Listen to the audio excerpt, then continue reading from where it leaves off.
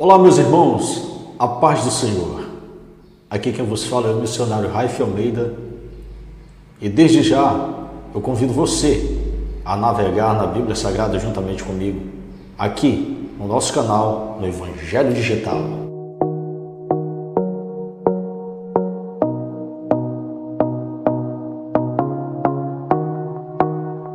Você sabe o porquê de 4 narrativas dos Evangelhos?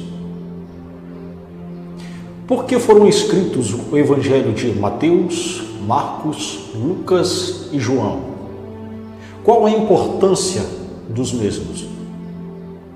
E é em cima dessa pergunta que eu preparei um conteúdo bem simples para que você possa aprender também juntamente comigo neste exato momento. Queridos, no começo da minha fé, eu tive muita dificuldade de aprender a respeito de por que 4 narrativas do Evangelho. Eu não entendia do porquê que o Evangelho de Mateus falava algo, no Evangelho de Lucas falava algo e também no Evangelho de Marcos falava algo. E quando eu lia o Evangelho de João, falava algo completamente diferente e acrescentava coisas a mais, porque nos outros evangelhos não tinha. E isso, no começo da minha fé, fez quase que uma certa bagunça na minha cabeça. Mas, graças a Deus, eu fui aprender e aprendi. E eu quero transmitir para você este conhecimento, porque eu sei que assim como eu tive dificuldade, tem muita gente que também sente essa dificuldade. Eu preparei um conteúdo bem simples para que você possa aprender mais a respeito das 4 narrativas do Evangelho na face da Terra. Bom, o conteúdo é bem simples, diz assim: a importância de 4 evangelhos. Diz assim, o primeiro, a verdade de 4 narrativas serve para chamar a atenção, de muitos tipos diferentes de pessoas, as quais vocês verão aqui. Quando os evangelhos foram originalmente escritos, cada qual tinha uma característica, olha só, cada qual tinha uma característica especial que apelava para certos grupos, ou seja, os evangelhos tinham características especiais, ou seja, era determinado para certos tipos de grupos de pessoas. O primeiro, vamos começar com o Evangelho de Mateus. Mateus, por exemplo, ressaltava o cumprimento das profecias do Antigo Testamento na vida de Cristo.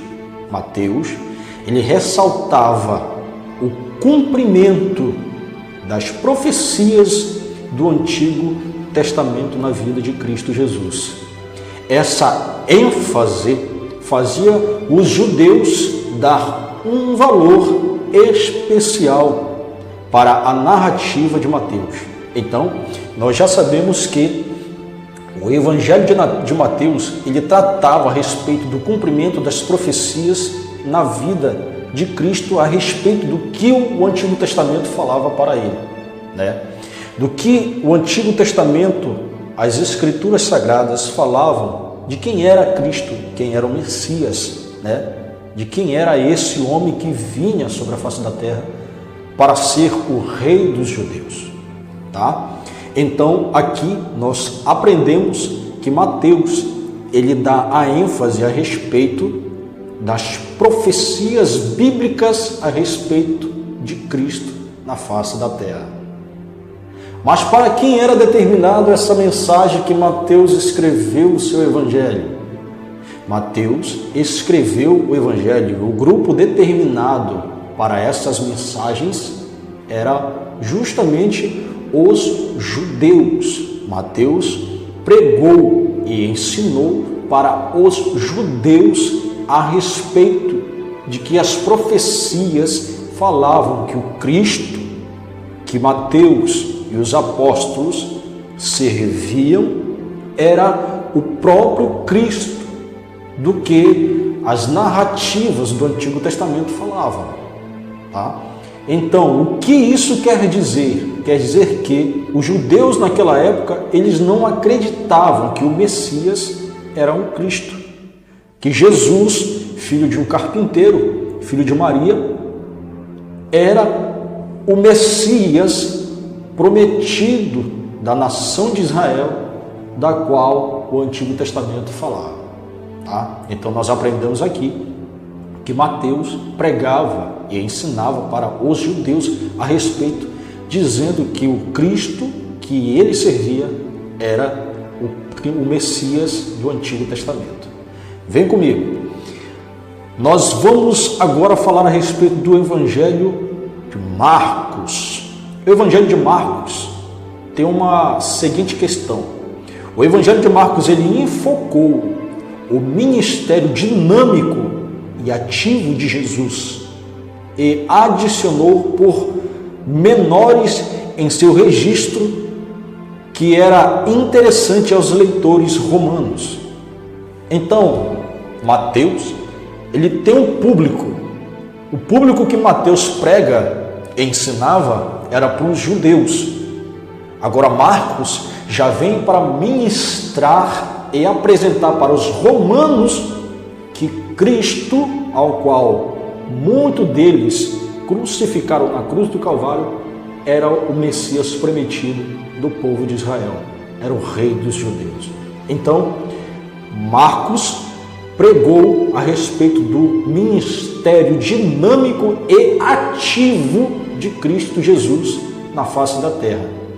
A dinâmica ao qual o Cristo, nosso Senhor Jesus Cristo, se apresentava na face da terra era enorme, era linda e era um ministério ativo, não tinha parada, ele não parava para nada.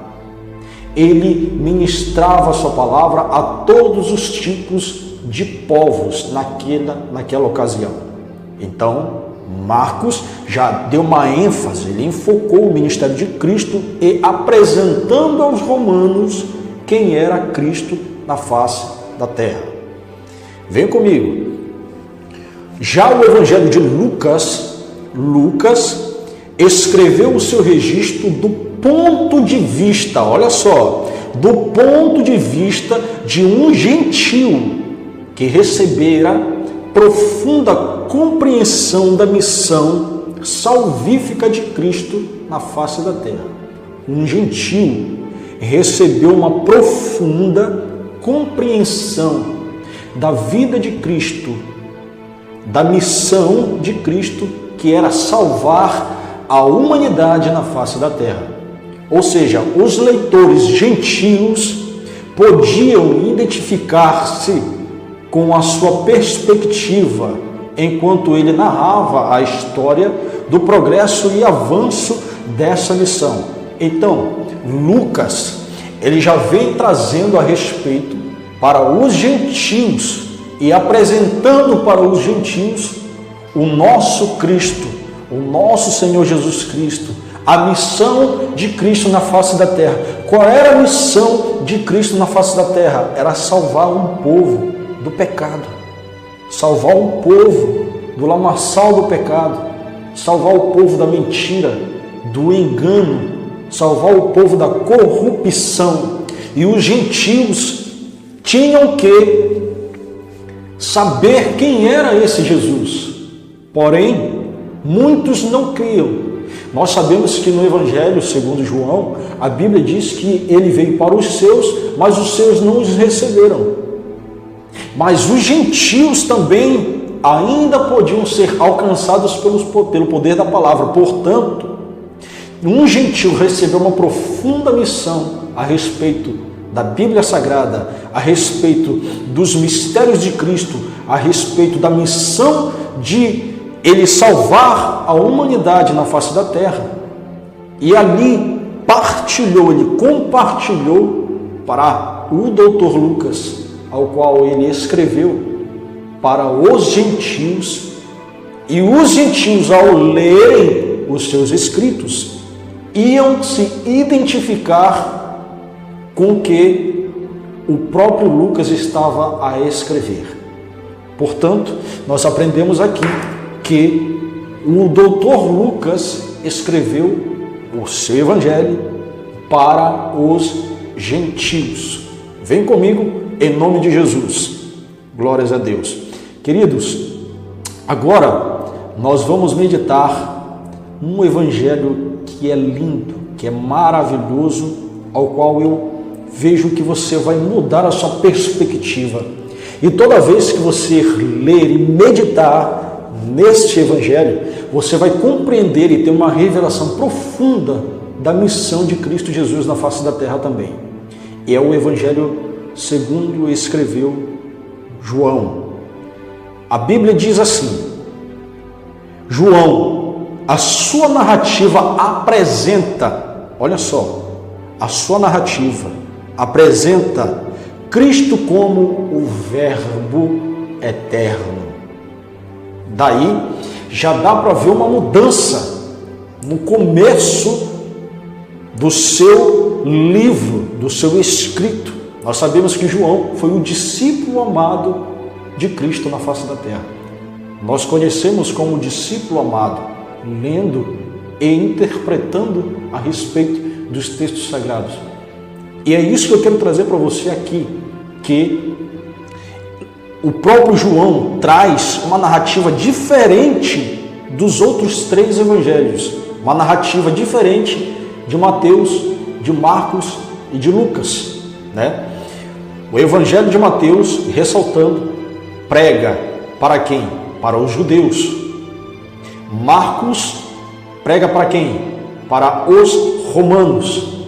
E Lucas prega para quem? Para os gentios. Agora, tinha uma classe de pessoas que precisavam saber a finalidade da missão de Cristo na face da terra. Nós vamos ler agora o Evangelho de João, ao qual ele nos traz uma narrativa diferente dos três evangelhos que acabamos de ler. O Evangelho de João, ele traz a narrativa e apresenta Cristo como o Verbo eterno, tá? Conquistava a atenção de pessoas meditativas que estavam buscando a resposta para as grandes questões acerca do significado da vida, a história e da eternidade.